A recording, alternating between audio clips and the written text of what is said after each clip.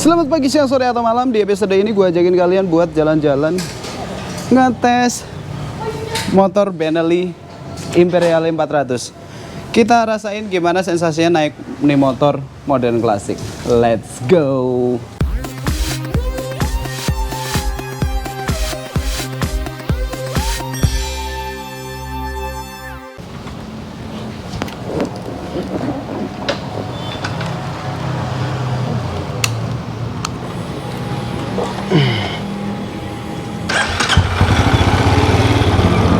Let's go. Yeay. Gila, udah cukup lama juga gue gak bikin konten begini ya, yang motoran pakai kamera di mana-mana di motor. Menyenangkan dan ngangenin. Wah, kesan pertama yang gue rasain dari motor ini di luar ekspektasi gue adalah soal engine vibration. Ini getarannya sangat-sangat minim. Tidak ada getaran sampai ke setang gitu. Kalau kalian ingat zaman gue review Royal Enfield yang jadul itu, spion aja kacanya sampai geter, sampai nggak bisa ngeliat belakang gitu. Tapi ini minim banget, getaran sampai tangan tuh sangat minim. Bahkan gue bisa bilang ini halus. Terus nggak mungkin dong mesin combustion nggak ada getaran. Ada, cuman di kaki, di footstep. Dan itu tidak mengganggu. Gue bisa bilang ini masih di batas wajar.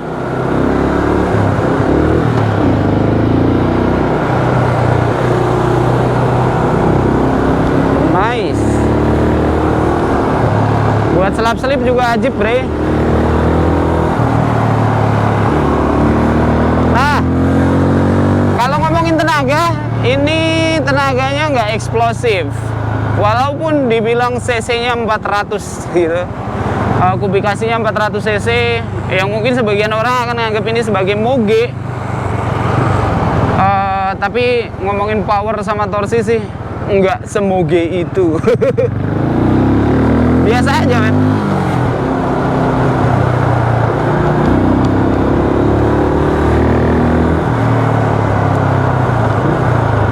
Kopling enteng, rem mumpuni lah, masih oke.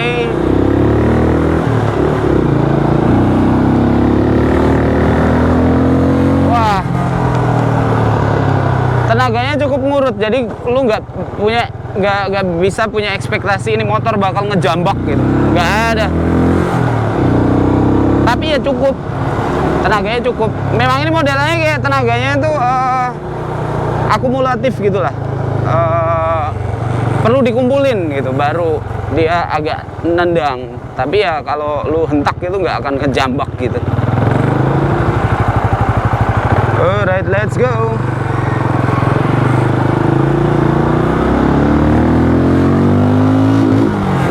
Oke, engine limiter ada di sekitar 5.500 rpm. Cukup rendah ya.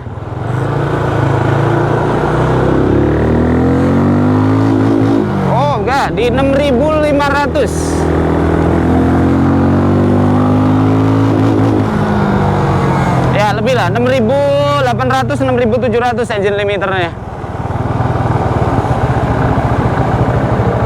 Memang ini bukan untuk motor kebut-kebutan kalau gue bilang, karena bahkan di atas kertas aja dia klaimnya top speed itu cuma sekitar 115 km per jam apa ya.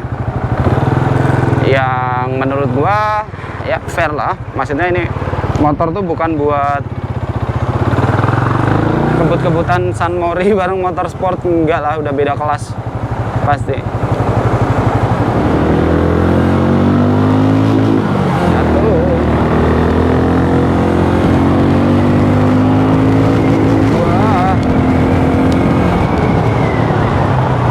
Ke 80-nya lumayan cepet naiknya.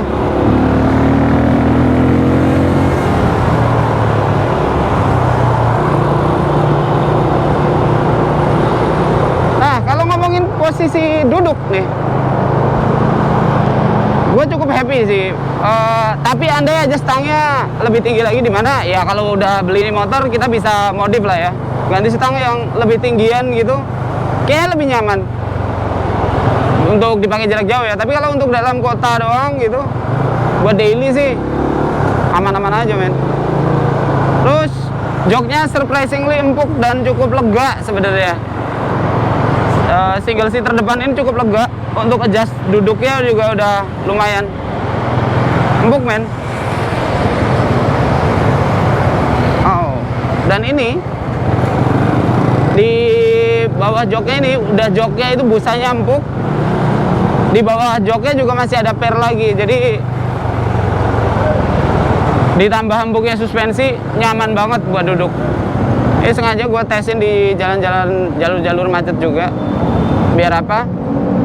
Biar kita tahu suhu nih motor kan. Dia ini nggak pakai water cooling system, alias nggak pakai radiator. Mesin 400 cc, tapi pendingin udara. Gimana tuh rasanya? Makanya ini mau gue coba dipakai di macet-macet juga. Karena kalau macet gini kan kagak ada angin tuh. Nah, berhenti. Tapi so far ya, dari pengalaman gue sih macet gini juga aman-aman aja man. Ini panasnya mesin di sini itu nggak ganggu sama sekali. Ya angkat-angkat dikit doang. Yang penting pakai celana panjang atau celana jeans sih nggak ganggu. Mungkin kalau celana pendek baru berasa agak panas, tapi juga tidak bikin kulit merah kayak zaman gua pas naik Harley waktu itu. Celana pendek, kaki merah semua karena panasnya itu bener-bener sampai ke kulit. Let's go.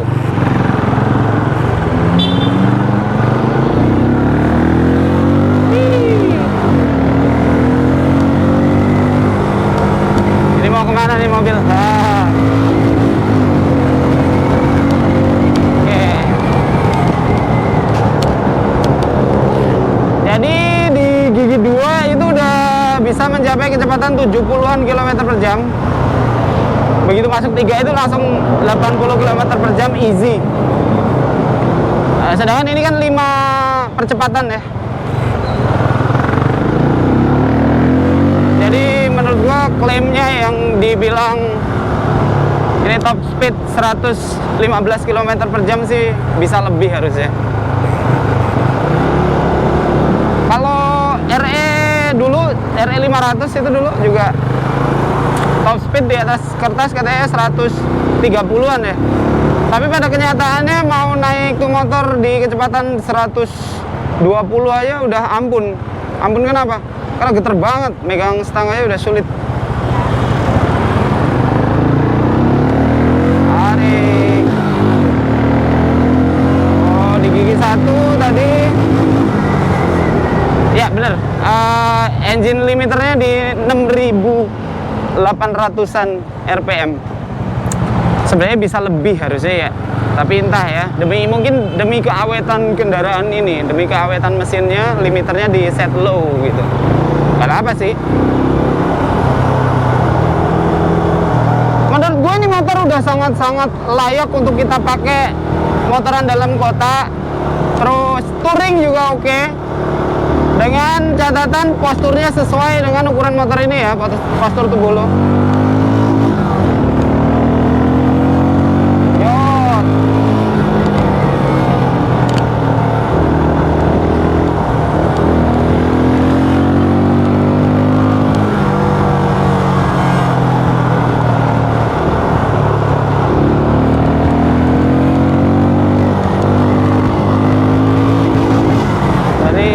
Tadi agak struggling nih mau ke 100 km per jam. Engine limiternya lumayan rendah. Ini gigi berapa kita jalan 2? Kaget. Ya Allah, salah. Ya Allah. Mau masuk tol hampir ya.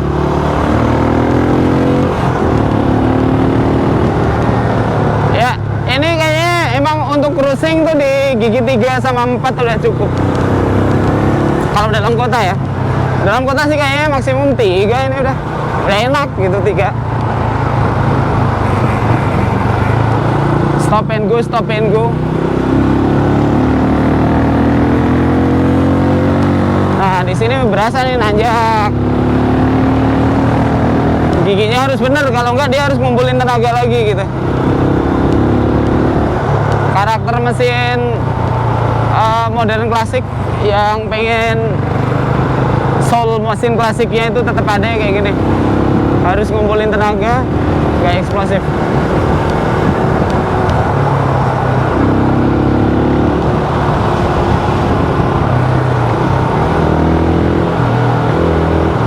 Gila, remnya reliable, handlingnya juga ajib. Walaupun ini motor sebenarnya wheelbase-nya cukup panjang ya men, tapi buat selap-selip manuver itu masih enak banget. Gue nggak ngerasa kesulitan, nggak ngerasa keberatan ya, walaupun ini motor weightnya atau beratnya itu 205 kilo, tapi kalau udah jalan tuh nggak berasa. Handling juga tetap enteng, apalagi kalau stangnya dibikin lebih tinggi dan lebar lagi, ini jauh lebih enteng. Padahal ini pelek depan udah 19 inch ya.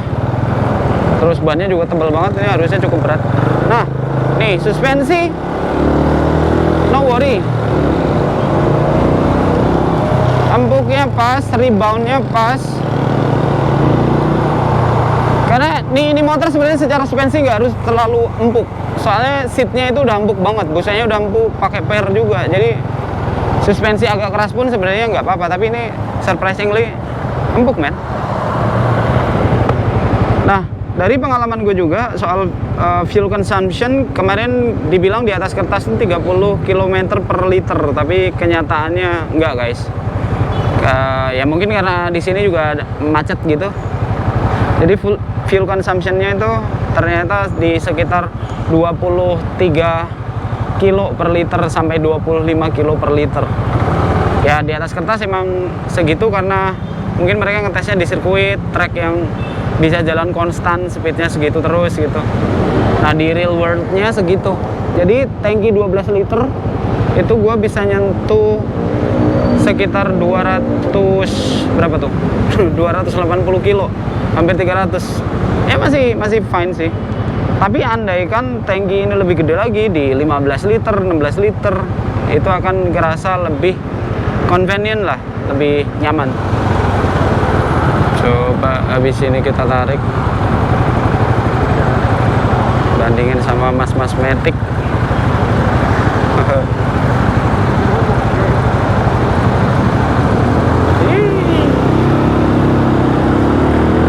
Set. Ya. Ya, gitu deh.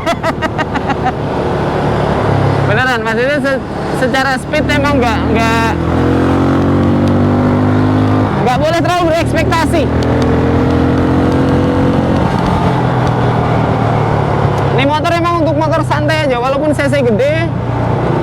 Ini lebih untuk ke power, lu nanjak gunung yang cukup stiff gitu, tanjakannya bakal aman-aman aja secara power. Tapi kalau torsi atau jambakan, akselerasi gitu enggak. Speed juga enggak. Tapi dengan konfigurasi kayak gini gue yakin nih mesinnya lebih awet sih. Ini motor mesinnya lebih awet. Kondisi macet gini, ini macet depan, tapi mesin masih angkat-angkat doang, aman sih.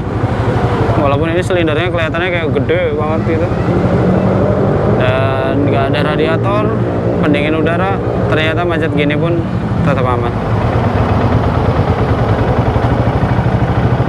Nah ini yang gue sayangkan nih, dia ini mesin injeksi ininya, sistem suplai bahan bakarnya. Andai ini karbu sih enak idle-nya. Ini gara-gara injeksi, idle RPM-nya cukup tinggi. Jadi kayak motor muda. Pakai motor ini gue hampir nggak perlu adaptasi apapun kecuali yaitu ekspektasi power, torsi gitu. Iya, kalau dibandingin sama Interceptor gue ya memang nggak fair lah ya. Motor gue 2 silinder 650 cc, ini 400. Tapi ya gue pikir powernya akan lebih dari ini. Tapi kalau udah biasa naik RE Classic 500, RE Classic 350, udahlah similar banget experience-nya, mirip banget. Gue bisa bilang experience-nya itu 95% mirip. Jadi untuk teman-teman yang pengen beli ini motor, ini intinya kalau lu pengen motor yang looknya klasik, performanya kayak motor klasik, terus tapi nggak rewel, nggak ribet, ini cocok. Karena ini diperuntukkan untuk orang-orang yang tangannya nggak nakal nih, yang ngegasnya itu nggak ngaco. Alright.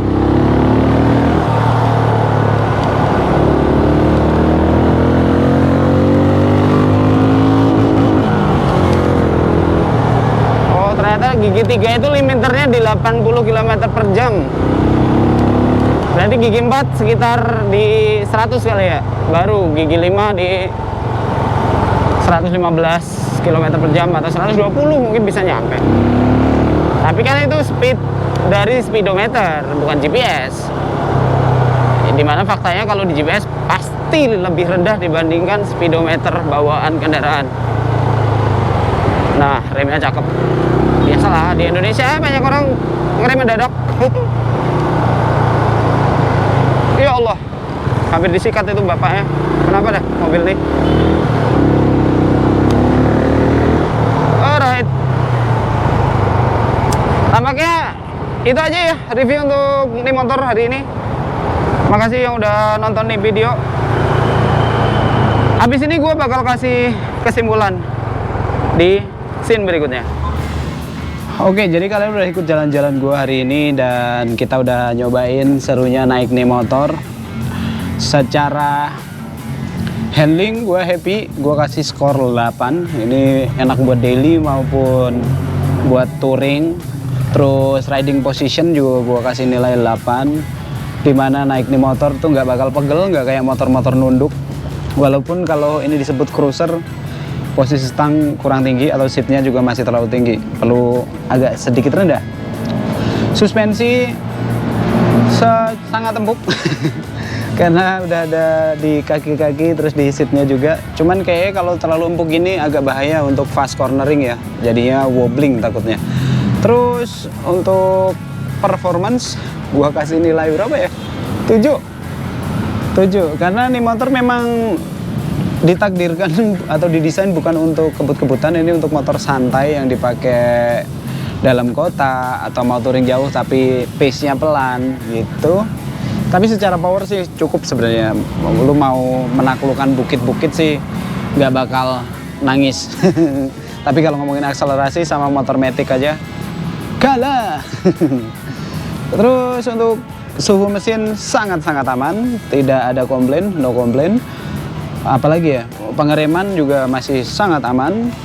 Kita belum ngetes secara heavy environment ya, kita nggak tes ke naik turun gunung, tapi so far sih remnya ini, sistem pengeremannya ini cukup membantu handling banget. Lalu untuk fuel consumption, gue udah sebutin bahwa di atas kertas dia bilang 30 kilo, tapi faktanya enggak, di sekitar 23 sampai 25 kilo karena macet juga per liter. Kalau ngomongin consnya adalah nih mesin sayangnya udah pakai sistem suplai bahan bakar injeksi, jadinya idle-nya itu kurang gagah. Kalau pakai karbo tuh idle-nya itu RPM bisa rendah banget, deg. Kalau ini harus kurang. Tapi untuk teman-teman yang memang menginginkan motor modern klasik dengan experience dan feel seperti motor klasik juga, ini sangat recommended, sangat cocok. Kalian pakai ini motor kemana-mana aman-aman aja, pastinya nggak akan khawatir ada yang jebol apa yang jebol seperti motor tua. So itu aja yang bisa gue bahas di episode kali ini. Semoga cukup membantu untuk kalian yang pengen atau penasaran sama ini motor. Sampai jumpa di episode berikutnya dengan konten-konten racun lain.